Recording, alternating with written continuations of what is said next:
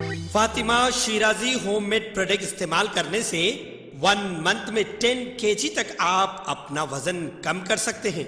Golden Heights colony, pillar number 213, Rajendra Nagar, Hyderabad. आइए नाज़रीन, अगली खबर हम आपको बताने जा रहे हैं जो कि शमशाबाद आरजीआई एयरपोर्ट के पास है। हमारे शहर में कई किस्म के पागल लोग रहते हैं। कोई 90% पागल रहता है, तो कोई 80%, तो कोई 70%, कोई 60%, तो कोई 50%, या तो फिर कोई 20% भी पागल रहता है। तो बहरहाल कई किस्म के पागल होते हैं। ऐसे पागलों को क्या करना चाहिए, आप शायद बाखूबी समझ सकते हैं। तो आइए आज की खबर की तफसीलात हम आपको बताते चले। आज की हमारी ये खबर शमशाबाद एयरपोर्ट से है। 59 साला अजमेर भद्रैया नामी शख्स शहर के बाहरी इलाके कापरा ECIL के प्रसाद नगर में रहा करता है, जो 20 फेब पीर की सुबह इंडिगो फ्लाइट के जरिए मद्रास चेन्नई जाने वाला था, मगर घर में नींद लगने की वजह से एयरपोर्ट पहुंचने में भद्रैया को काफ़ी देर हो गई, जिस पर एयरपोर्ट अथॉरिटी ने इससे फ्लाइट में जाने से रोक दिया और बोर्डिंग पास भी नहीं दिया।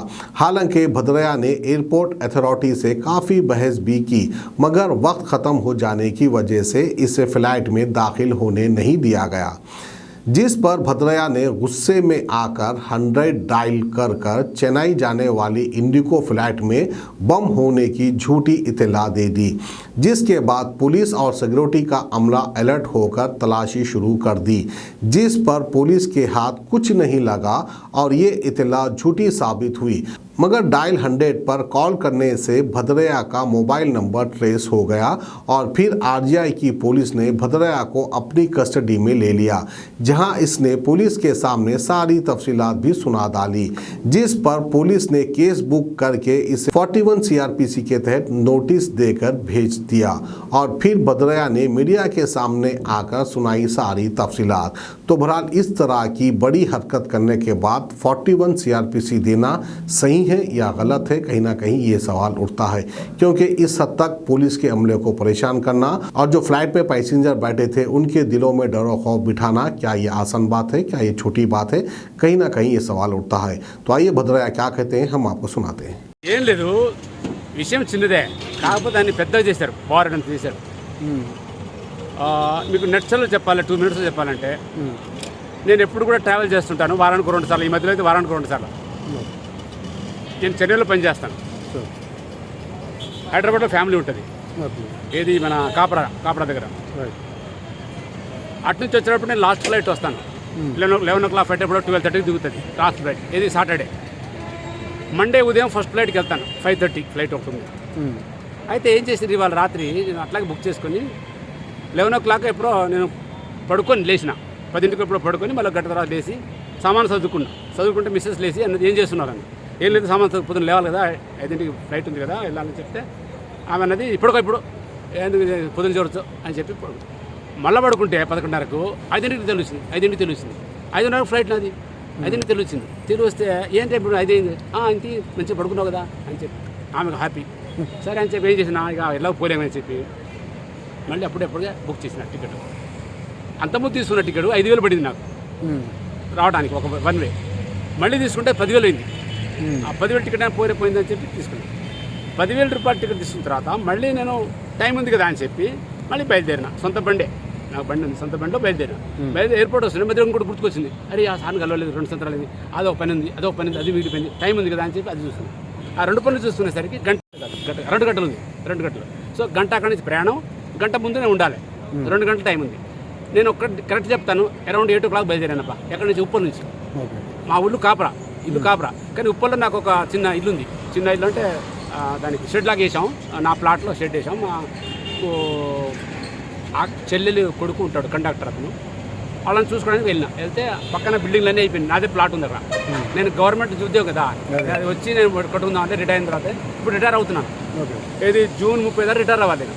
కానీ నేను 3 నెలలు నోటీస్ ఇచ్చిన, ఇంత తొందరగా పోతే అంత మంచిదని. 9వ తారీఖు February 9కి నేను నోటీస్ ఇచ్చిన, 3 నెలల తర్వాత రిటైర్ అవ్వాలని.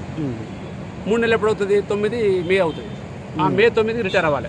మా బాబు పుట్టినరోజు అది May 9 అని నోటీస్ ఇచ్చిన, అయిపోయింది. అది VRS కదా, వాలంటరీ రిటైర్మెంట్. నెల ముందు పోయి రాసి ఉంటే అంతే. అది నువ్వు పంపిస్తే పోదు, నేను పోతాను నీకు చెప్పి, అరే నేను పోతున్నా పోయి, నువ్వు పోరా పోయి రిటైర్ అయిపోయినావు, నువ్వు ముసలోడైనా పో అని చెప్పొద్దు నాకు అని చెప్పి ఆ విధంగా. ఊరికే అది కామెడీ కాదు, నిజంగా చెప్తున్నా, సీరియస్గా నేను చెప్తాను. సో తీసుకున్న తర్వాత అది సరే, ఆ పేపర్లో అబ్జర్వేషన్ పడుతున్నాయి, పోతున్నాయి. ఏదేమైనా నేను 33 జూన్కి రిటైర్ అవుతాను. ఇదంతా నేను చూసింది ఏంటంటే గత 5-6 నెలలు చూస్తున్నాను నేను. ముఖ్యంగా ఈ కోవిడ్ వచ్చిన తర్వాత ఏదో పెద్ద దందా నడుస్తుంది.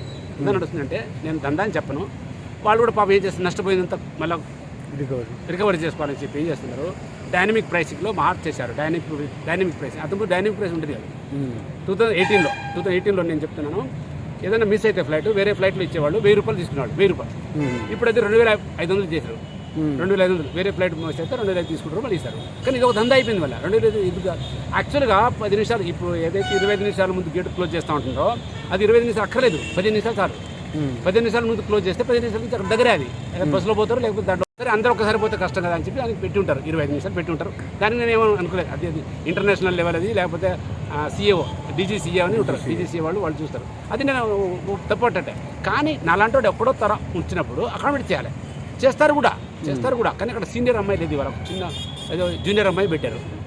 సరే అంటే వద్దంటే గుర్రం లాగా ఉంటుంది కదా, వాళ్ళకి ఏ రూల్ చెప్తే అదే ఫాలో అవ్వాలి. మా మిలిటరీ ఏది చెప్తే అదే చెప్పాలి. ఇంక వేరే వాడి తలక బ్రెయిన్ యూజ్ చేస్తే మీరు అక్కడ యుద్ధం జరిగిపోద్ది. అందుకని బ్రెయిన్ యూజ్ చేయొద్దు, పెద్దోళ్ళు ఏది చెప్తే అది చేయాలి.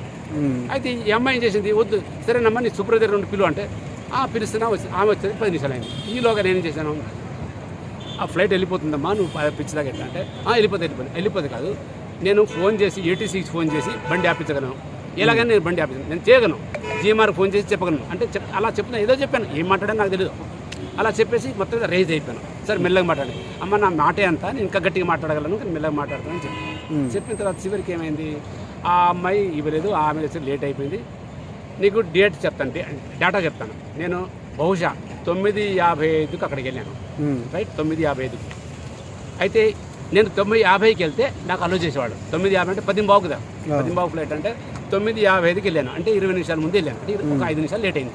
ఆ లేట్ కారణం ఏంటి తెలుసా, సెక్యూరిటీ దగ్గర వాళ్ళు నా వెనకాల పవర్ బ్యాంక్ ఉంటే ఇది మళ్ళీ లోపలే అంటాడు, లోపల ఎందుకు వెళ్ళరా ఇది పవర్ బ్యాంక్ అంటే తీసి చూపిద్దా, ఇదే నా ఫోన్ ఇదే ఇది చూసి మళ్ళీ వేయాలంటాడు. మల్లేశ్వరుడు ఎందుకు ఇది పవర్ బ్యాంక్ రాని అయితే వెళ్ళిపోన్నాడు అంటే ఏంటి అని తెలియదు. అది దానికోసం 2 నిమిషాలు వేస్ట్ చేసిండు, ఇంకోటి 2 నిమిషాలు, అట్లా 5 నిమిషాలు వాడు వేస్ట్ చేసింది. నాది కాదు, నా తప్పు కాదు. సరే నా తప్పు అనుకున్నా సరే, నా తప్పు నా మీద వేసుకుంటా. మనం వాడికి లాస్ట్ అవుట్ అలే చేయాలి కదా, వాడు కర్మ. मुबारक होगा अब हर रिश्ता जब आपके संग होगा आपका भरोसेमंद फरिश्ता। तेलंगाना के सबसे भरोसेमंद मैट्रिमोनियल मुबारकरिश्ते.com से जुड़े और अपनी पसंदीदा प्रोफाइल को चुने। एक भरोसेमंद मशवरे से होगा हर लम्हा खुशियों से भरा। मुबारक रिश्ते, रिश्ता आपका, कोशिश हमारी। कॉल 8125400900 या ऐप डाउनलोड करें।